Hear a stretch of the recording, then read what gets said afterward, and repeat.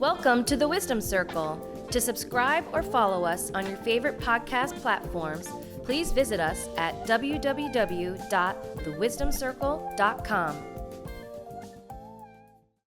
Welcome to the Wisdom Circle. I'm Tony Ponturo, along with my good friend for a long time, Ray Warren. Ray, how are you this morning? Doing well. I think we've all got a little bit of the, either stay up late depending on when you go to bed, or you go to bed like kind of wired. So I think everybody's a little slower on the Monday after. We were talking earlier, it is America's most recent holiday. So Yeah, no, the Super Bowl. My wife yesterday said, "Why do you get so uptight during the Super Bowl?" And I said, "Because we used to spend a lot of money. I can't rid myself of it." So I was yelling That's at really everybody at the interesting. court. Yeah, no, that the whole competitiveness and the whole aura, which was not pretty, came over me. 16 years later. So, well, you know me well enough that that's probably not a surprise. Not completely. I just always enjoy having been to, I don't know if I've been to as many as you, but I've been to a lot. Was sitting in the stands or in the suite in the third quarter, especially of a game like last night, just thinking, I got to go back tomorrow. So I started leaving Sunday morning or Saturday night. But that Sunday night, third quarter, man, you just want to be on the couch. If you're me, I'm just an old dude. But yeah, the Super Bowl is still a big special day. I still watch all the spots. And It is. you and I used to talk. Anheuser-Busch had the most single unit count, but OMD had the largest group unit count. I mean, between you and I, probably bought about half the inventory. Because we had 15, 16, you had 10, 12. I guess they probably run 80 spots now, but yeah. No, and I, sitting there at halftime, I'm thinking like, okay, the advertisers who have second half spots, are they now panicked to say, okay, is anyone going to come back? Mm-hmm. We can talk a little bit about the halftime. So you had a little bit of a blowout going on, and you saw no real spark in Kansas City. And then you had Kendrick Lamar, who is a great talent, won a bunch of Grammys, but maybe it's not appealing to everybody. Yeah. So that, be interested when we see the quarterly ratings. Was the third quarter, how did the third quarter look versus the second quarter, in the sense of well, and how did the fourth quarter look versus the third quarter? That's where I was feeling like an echo chamber a little bit. So, you take, you take your chances. A good game, and it's huge. Bad game. We always get a little nervous about, and we should first say, we've got a great guest, which we'll give a proper introduction in a second. But Joe Favorito, a long-time pro in the PR, communication, and just overall media business, who actually has been doing his own podcast under the Columbia Sports, marketing umbrella for, I think, 9 years. I think he'll correct me. I think it's the longest running sports podcast. So he was way ahead of the curve.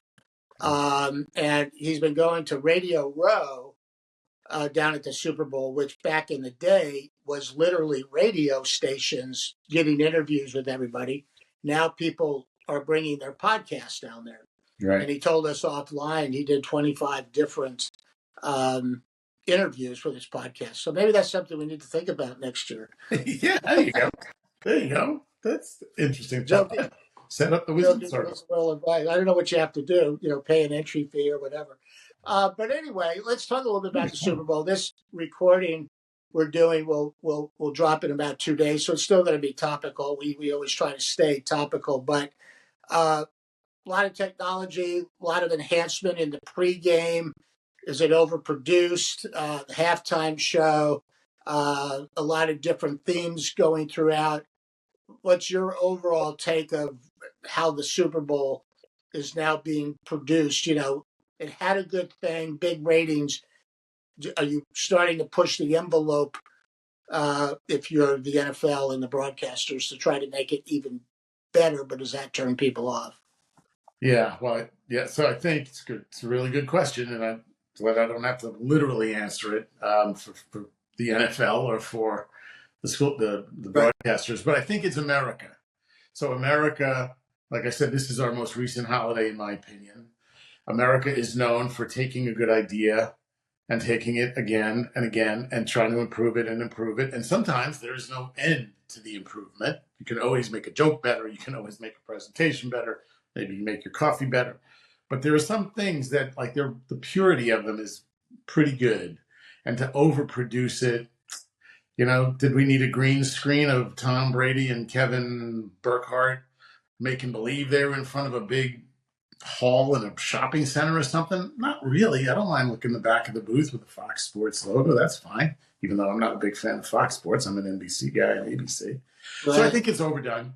And I think it's the natural way America does business. I mean, we just keep pounding away and past the point of it's not getting any better now. You've kind of jumped the shark, maybe. I don't know. Like, it's not getting better. It might be getting less better. Yeah, I mean, as we called it in the business, the kickoff window, which is at 30 minutes, 6 to 6:30, which is still, 7-figure commercial dollar units. But, you bring everyone back down to Bourbon Street with what happened, during the Notre Dame, bowl game with Georgia, and people died. And that is a sad, sad strategy, or tragedy, as I should say. But now everyone's all excited for the Super Bowl, and now you're sort of, respectfully, but sort of doing a pretty downer thing, and we're saying this for a matter of conversation, getting people's reaction, but, and that it was a big part of the coin flip. So, was that necessary? Was it worth recognizing at some point in the 4-hour pregame, but was that necessary, putting it right on top of the biggest sporting event, the biggest event in this country, and starting with this sort of, downer thing? It's a tough question to answer. I guess the safe side is to do it, and it might be more risky to not do it. We know the NFL not big on risk; they like certainty. So yeah, I think it was hard. I think they could have done a longer, bigger, better job perhaps than tying it right into the coin toss. But again, I think there's so many factions at work, and not having been there in the tragedy, although, I was here for 9/11, and I don't remember what the halftime show was that in 2002. So yeah, I could suggest that maybe we could just make it more of a celebration and honor it, but don't honor it like into the game. But it's hard to know everybody's taste. You're not going to please everybody. Yeah, and Joe will have to put him on the spot. Can't wait to hear Joe's take. He'll have a good viewpoint on that. So, and then just one quick thing, because I know we want to talk about some of the streaming, but can you tell me, as a music aficionado, why so many people don't like Taylor Swift? Obviously, a lot of people like Taylor Swift, but I hear people even on my golf bars goes, "I don't like Taylor Swift." I said, "Well, just give me 2 facts of why you don't like her." And they don't have an answer. I said, "Well, I can't respect you not liking someone unless you have at least 2 facts of why you don't like them." Because I looked at X this morning. It was like Trump got great applause, Taylor Swift got booed, and everyone's saying, "Isn't that great?" Even Trump went on and said, Madness got a long memory, but I guess she wasn't for Trump, so I guess that's why she's getting booed. Yeah, I think that it's just inside everybody. There's just a jealous factor, and it's easier than to kick down the people who have risen up out of nowhere. Taylor Swift out of nowhere. I'm strumming a guitar at an offsite I was at in Nashville that no one was paying attention to, and now she's this. So I think it's just she's gotten really big and a lot of exposure, and maybe people are. I think this was a good moment for the NFL to just take a step back. Chiefs are not going to be repeating again. They might go back again, but they're not going to be repeating a win. They've blown out everything in New Orleans, which is kind of always that rich city that you can't wait to. I say, like, Vegas and New Orleans, 2 nights, and I got to go. It's a rich experience. And so, like, the Super Bowl is a rich experience. Let's take a step back, breathe, and maybe see about some things we can do to maybe broaden the appeal and make it more about the game and the celebration and not a social impact thing or whatever. I think Yeah, she and helped the I Chiefs agree with early, you. but not late. Yeah, when is enough by our, 32 owners who basically are the NFL? Let's make that clear. Um, so let's say one thing before we get in, Joe. The streaming is a big deal. So, do we think in 10 years, uh, Netflix is going to stream the Super Bowl globally for a ridiculous amount of money? Well, if I was betting an over/under, I'd probably put my money on a streamer. Yeah, Yeah, I mean, the first look the NFL has is after the 2029-30 season, and I think they probably can't wait. So I think it's going to be really interesting 5 years from now, or 5. So it's 25. So in 5 years, it could be a different landscape. And I know we're going past our 10 o'clock. We like to 10-minute open, which we like to try to keep it to. And we can talk more about it. Thanks for bringing it up because I asked to.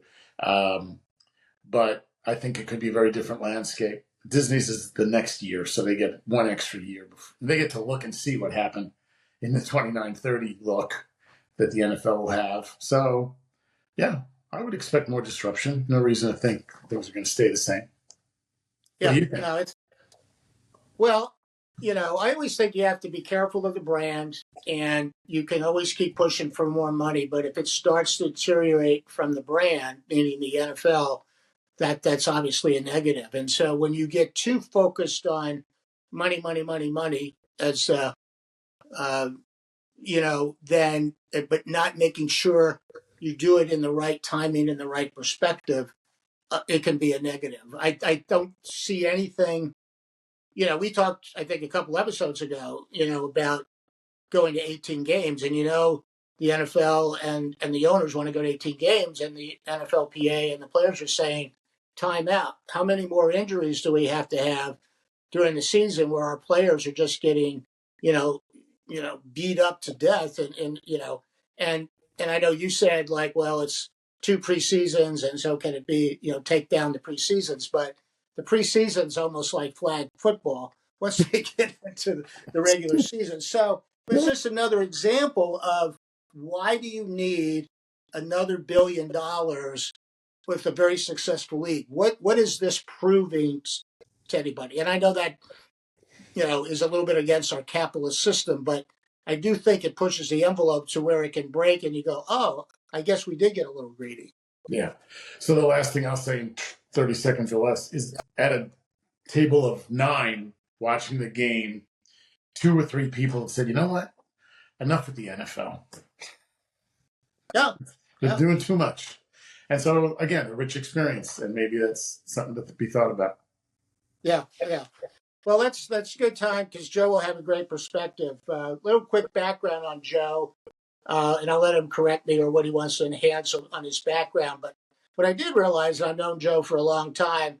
He actually, well, I knew he was a Fordham graduate, but he actually was an assistant athletic director at Fordham when he came out of college, which he kept that at least quiet, or I wasn't paying attention.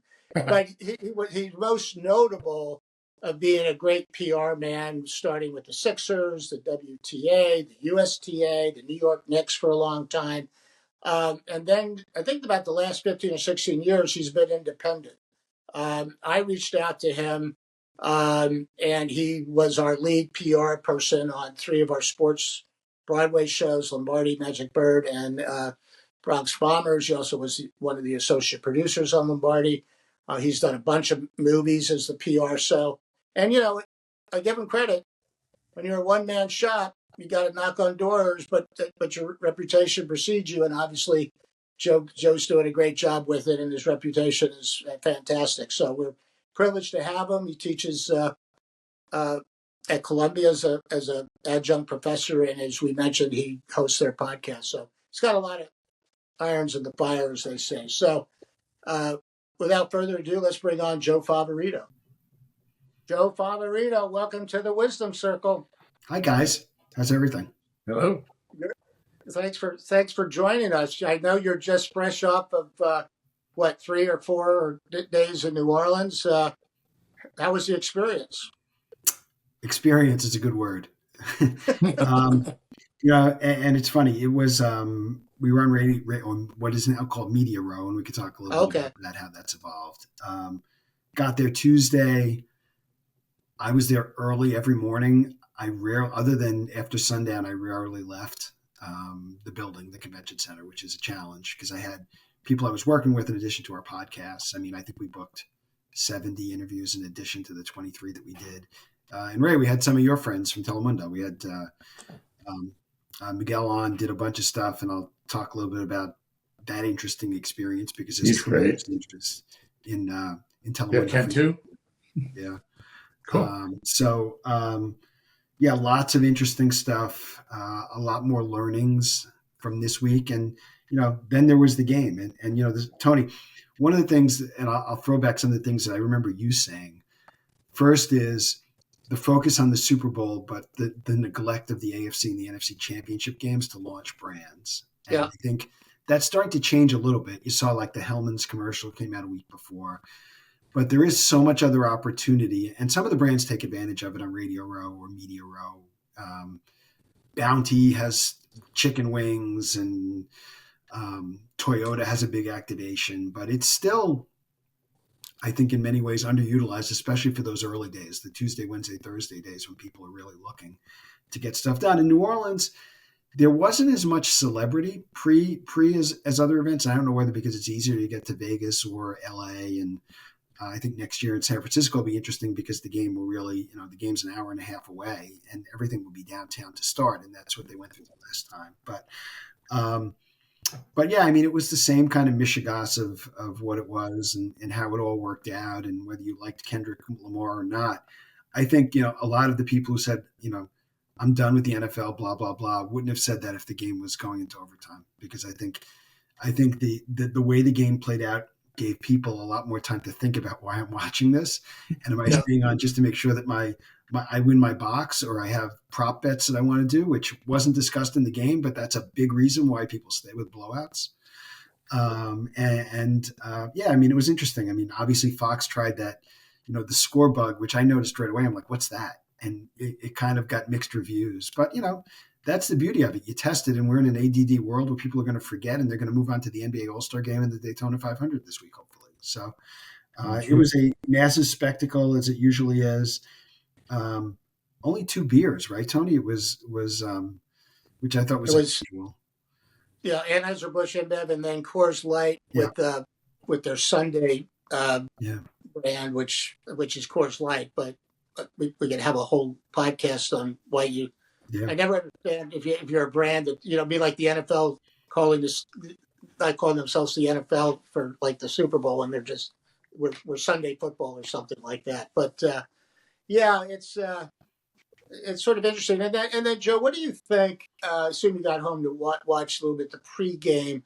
What's your feeling if you're the NFL and from a PR standpoint, you're trying to brand the NFL?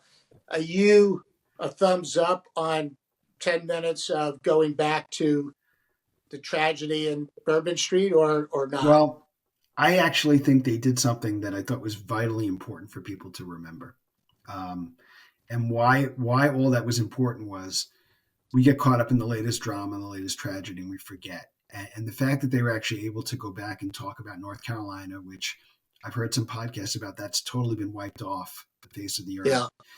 And you suddenly, I mean, my wife said it to me when we were sitting there, it's like you forget what's happened in the last 35 days. 2 plane crashes, what happened in New Orleans, which was forgotten because of the fires in California. And they had a moment of social inflection, which I think is important for the beginning of the game. Given, America the Beautiful and Lift Every Voice and Sing, and then the national anthem, which I thought John Baptiste did an amazing job with. And that's all before. That's a lot of it. Don't forget as well. People are kind of milling about, picking up their nachos and doing other stuff, so they're not really paying attention until kickoff. The other thing I will tell you is my wife and I have a Super Bowl tradition. So the day the Jets get eliminated from playoff contention, which is now 13 years in a row, I buy tickets for a Broadway matinee. So we went to see The Outsiders. So I had the best pregame show of anybody watching The Outsiders on Broadway, and we're home for kickoff. So. And it was not sold out. It's easy to get tickets on Super Bowl, and the bet matinees are 2:00. So I was home in plenty of time. So, and I am not a fan of pregame shows, but I noticed yesterday the New York Times, the print edition of the New York Times, actually had a sports section. And why they had a sports section is because there were 11 ads.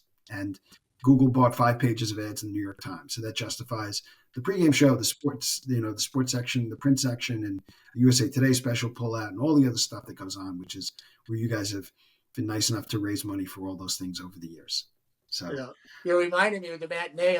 You must have been with us, but you may not have. But when we were doing Lombardi, we had a matinee, and then we went over walked down the street to watch the game. and had the cast and watched the game, which was sort of fun. Part 2 of this podcast will be available next week. For more information, please visit us at www.thewisdomcircle.com. Thank you.